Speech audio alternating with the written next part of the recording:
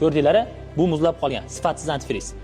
Har bir antifriz minus 25 gradusda muzlarning orasida muzlatilgan, qariyb 7,5-8 soat davomida. GM mashinalarining ichidan ishlab chiqariladigan antifriz. Mana, minus 25 da ham bu muzlamagan. Felix muzlaganmi yoki yo'q? Minus 45 ga garantiya beryapti.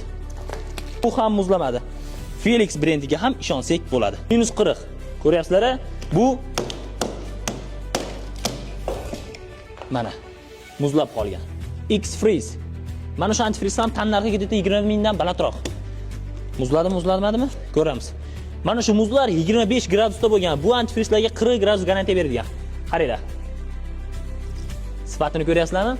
X-Cool minus 25 da muzlamadi. Qaranglar, muzlamagan. Ko'rdinglar?